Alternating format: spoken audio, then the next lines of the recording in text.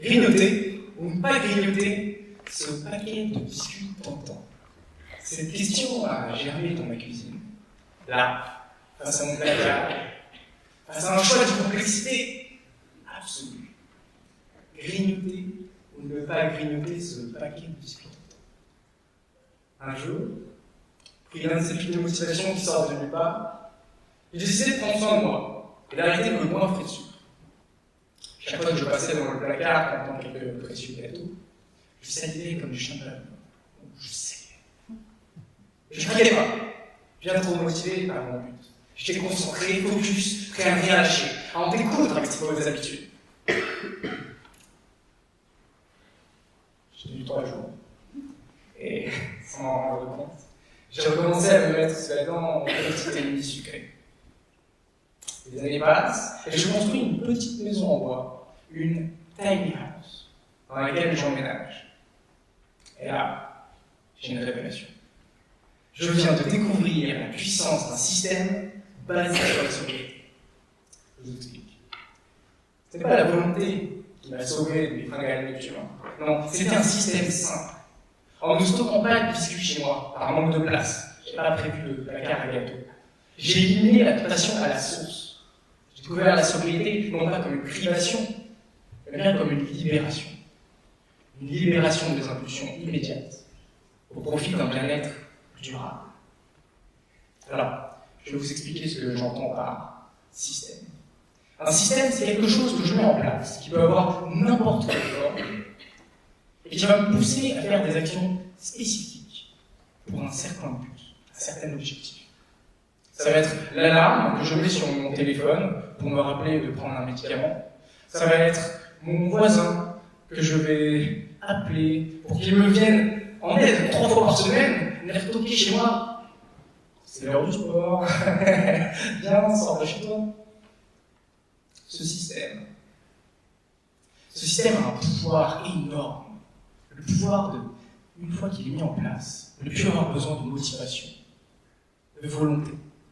Il suffit de se laisser porter. Je répète souvent parce qu'il est primordial. Le pouvoir d'un système, c'est qu'une fois qu'il est mis en place, il n'y a plus rien à faire. Juste à se laisser porter. Et ce principe peut toucher bien plus que notre simple santé ou notre simple besoin de sport. Non, il a le pouvoir de remodeler totalement notre santé, notre bonheur et notre façon de vivre de manière plus générale. Adopter la sobriété comme un système a non seulement amélioré ma vie, mais m'a aussi ouvert la porte à une existence plus riche, en expérience, en rencontres, en joie simple et profonde. J'utilise la sobriété comme un système, comme une suite de choix conscients et systémiques vers une vie pleinement vécue. Alors, je voudrais vous partager quelques exemples concrets que je vis au quotidien. Le premier exemple, c'est que tous les jours, je me réveille à 7h du matin par cette alarme. Et comme toute personne normalement constituée, je me dis que je peux bien dormir 5 minutes de plus. Et je me réveille naturellement 2 heures plus tard. Je sors difficilement du lit, direction la salle de bain, je rentre dans la douche, je tourne le robinet, et là, surprise, un filet d'eau froide me glace la peau. Agréable.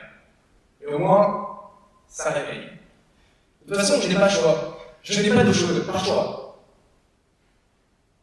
Quand j'ai découvert la capacité qu'a une douche froide à me booster mon système immunitaire et à pouvoir aller encore plus loin, me donner de l'énergie, une vivacité qui m'accompagne tout au long de la journée, j'ai décidé directement de l'intégrer à ma journée. Alors, en théorie, c'est génial.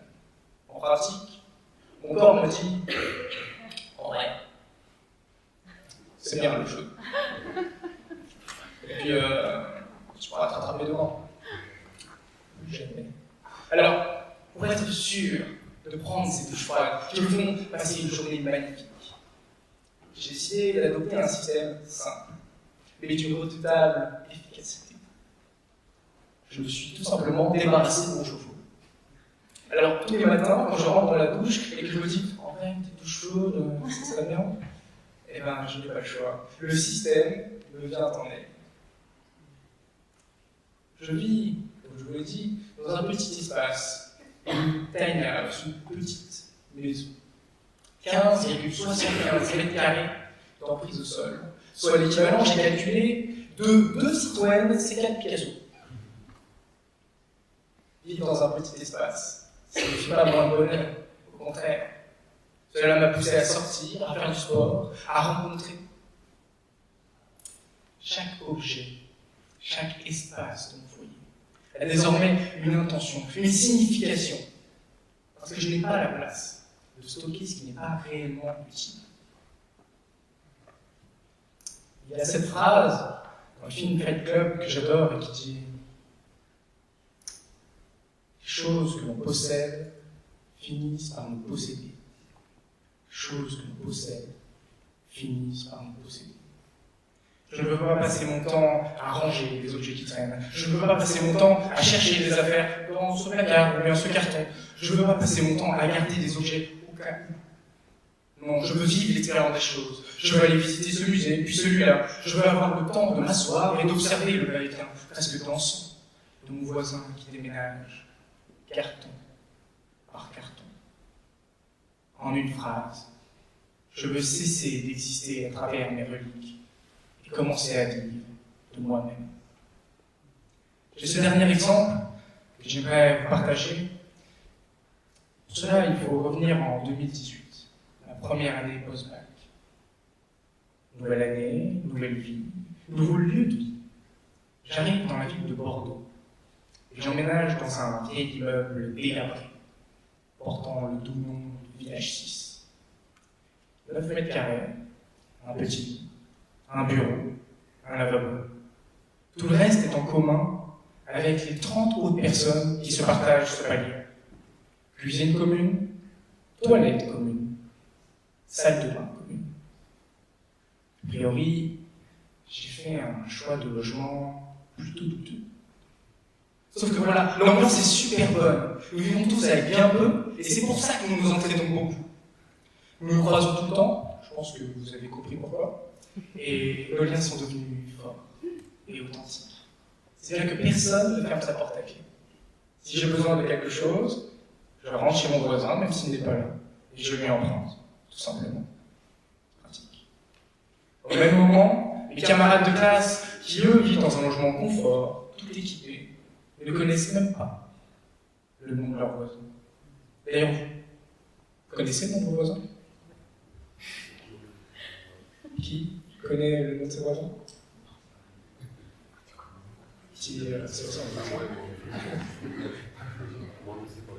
Notre environnement façonne nos habitudes et notre comportement. Et s'il y a bien un endroit où mettre en place un système de sobriété va avoir un maximum d'impact positif sur votre vie, c'est bien l'habitat. Et sans aller jusqu'à mon exemple peut-être un peu extrême du Village 6, avoir un logement confortable, à soi, dans lequel on se sent bien, et qui me pousse à sortir, à rencontrer, me semble être idéal. Alors j'ai cherché comment un logement peut-il servir de système de sobriété. Autrement dit, comment concevoir un habitat qui me pousse à être meilleur chaque jour, simplement en y habitant. Il faudrait un habitat qui me pousse à sortir, à faire du sport, à rencontrer, à tisser des liens sociaux, mais aussi un logement confortable, je me sens bien, afin de pouvoir me reposer, m'y ressourcer.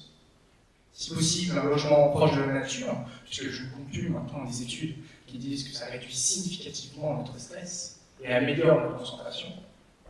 Et enfin, dans un monde dans lequel nous sommes amenés à nous déplacer, diverses opportunités de vie, il serait intéressant, voire souhaitable, de retrouver ce type d'habitat un peu partout. Ou voire même mieux, de pouvoir se déplacer avec. Vous voyez où je veux en venir? La tiny house. Une maison comme on les connaît, mais en petit, et en mieux conçu, afin de répondre à ce rôle qui est le sien de servir de système de sobriété. Dans une tiny house, chaque objet, chaque espace a un sens et contribue à mon bien-être et à mon développement. C'est pour ça que je trouve génial de vivre en tiny house. Parce que c'est un espace qui m'oblige à porter une réelle attention à chaque petit détail de la vie que je souhaite vivre.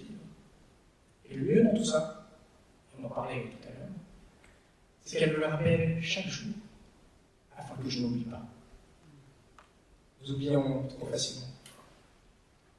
Je suis tellement convaincu de la vie en tiny house que je ne fais pas qu'habiter en tiny house. J'ai décidé d'aller plus loin, en partageant ce système de sobriété clé en main. C'est pour ça que j'ai créé une entreprise qui construit les tiny houses de manière un peu spécifique. Chaque maison est construite sur mesure. Parce que le système de sobriété optimale d'une personne n'est pas le même que celui d'une autre personne. Tout simplement parce que leurs objectifs de vie sont différents. Je suis convaincu que vivre sobrement nous apporte énormément sur à peu près tous les aspects de notre vie. Mais je sais aussi qu'il est illusoire d'essayer d'adopter ce tel système. Ce n'est pas au clair avec ce que l'on veut. Parce que cela demande un décalage, un changement de vie qui est tellement énorme par rapport à ce que vous connaissez et par rapport à ce que votre entourage connaît. Ils ne vont pas comprendre pourquoi vous faites ça.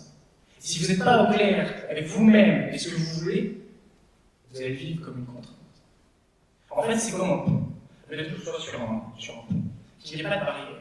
Je vais rester bien au milieu du pont parce que j'ai peur de tomber. Maintenant, prenons ce même pont et ajoutons-lui des barrières. Ah, maintenant, je peux me déplacer librement, je n'ai pas peur de tomber, je peux même aller jusqu'à me pencher, tout en sécurité. Je comprends que vivre en tiny house n'est pas... Tout le monde n'est pas prêt à vivre en tiny house pour l'instant. Vivre en tiny house peut être vu comme une contrainte, notamment liée à un manque d'espace, mais c'est une contrainte qui me pousse à avoir une réelle conscience, à porter une réelle attention à la vie que je vis et à la vie que je souhaite vivre en tant qu'individu, mais aussi en tant qu'individu vivant au sein d'autres individus.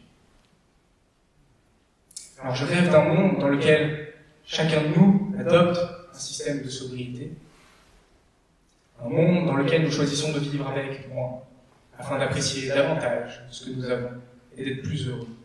Un monde dans lequel notre bonheur n'est pas défini par la quantité de nos possessions matérielles, mais par la qualité de nos expériences et de nos relations.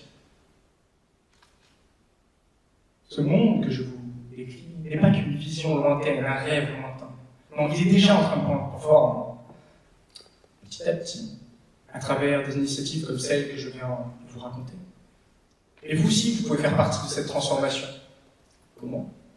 Eh bien, en commençant par des gestes petits, mais redoutablement puissants. En vous posant la question de ce qui est essentiel pour vous, de ce que vous voulez et de où vous voulez aller. Et puis, rappelez-vous, la sobriété n'est pas une fin en soi. C'est un moyen de naviguer avec grâce dans ce monde complexe, avec plus de compréhension et de contrôle, mais surtout avec une connexion plus forte avec qui vous êtes. Je vous remercie.